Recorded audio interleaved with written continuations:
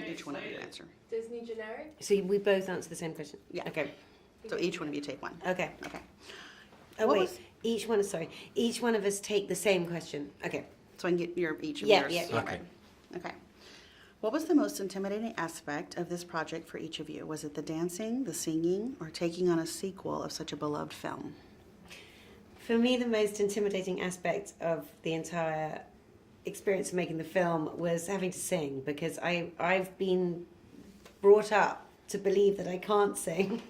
And in fact, they created a group for me at school. Me and my best friend were so bad at singing that they made a special group. There was the Robins and the Larks, and then they made the Crows for us to be in. And it really, really sort of marked me for life. And I didn't think I could sing at all. And then I got this job, so it was stressful. I was sort of dreading we would have these rehearsals where we would all have to sing the songs together. And I would just sit there. Emily Blunt would stand behind me. She said she could see my whole body just crumple in anticipation of the 3 measly lines that I had to sing.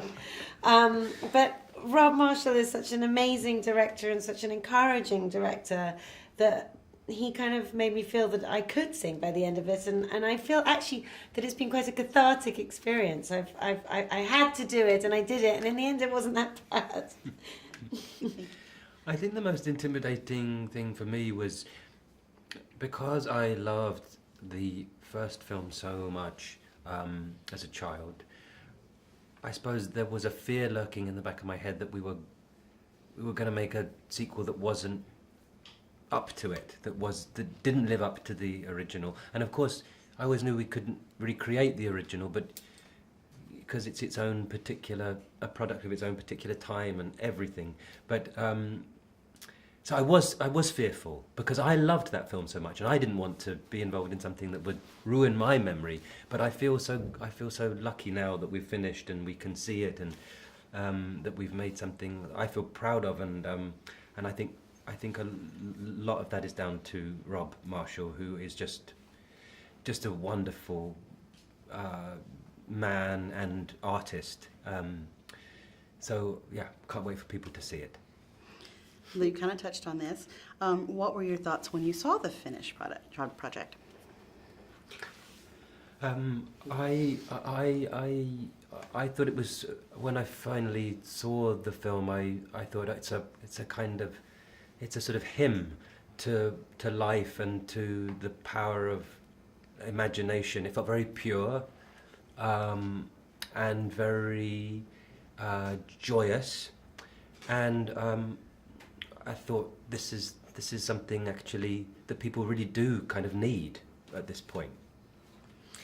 I think when I first saw the film, I felt just overwhelmed by a feeling of I was just amazed. It's amazing to be in something. I've spent my life really just doing mainly kind of independent movies, and with those films, you're lucky if your mother and your agent see it, basically, and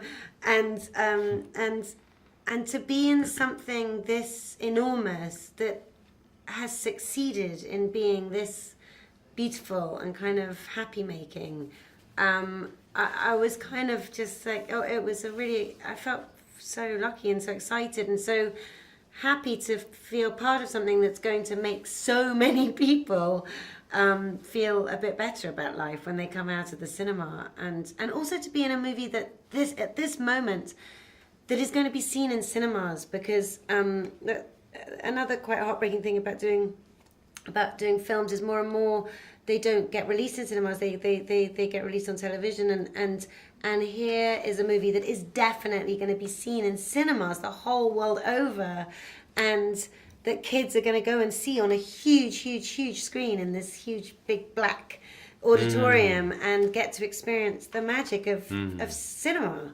And to be part of that feels really thrilling too. Okay. What kind of message do you think this movie brings at this time?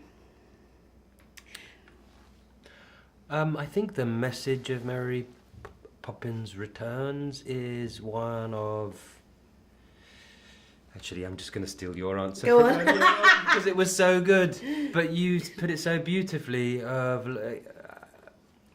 Maybe I should let you say No, it. say it. I can't even remember what I said. Emily said this beautiful thing earlier about how we're living in a time where people seem to know, they're very fixed about what they believe and what they think and what side they're on. And there's something about Mary Poppins that overturns or upturns or makes you re-examine what you think, what you believe, and to see an alternative, a happier alternative. And I think that is a wonderful gift. I've stolen your answer. No, I'm really sorry. no, it was quite good, but you made it sound so much better. That was awesome.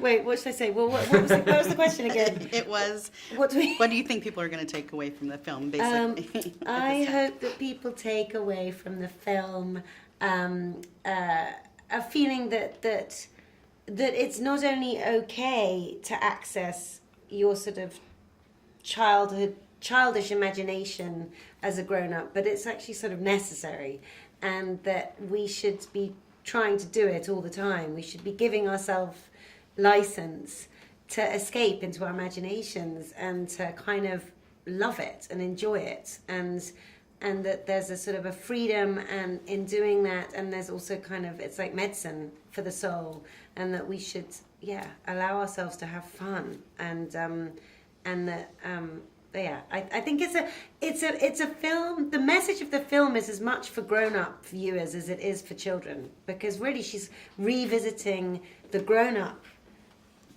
children of the first movie, and so this feels like I think it's kind of there's sort of therapy for adults in this movie, as much as there is for kids. Oh, that's great. Thank you. Okay, Thank you. take care.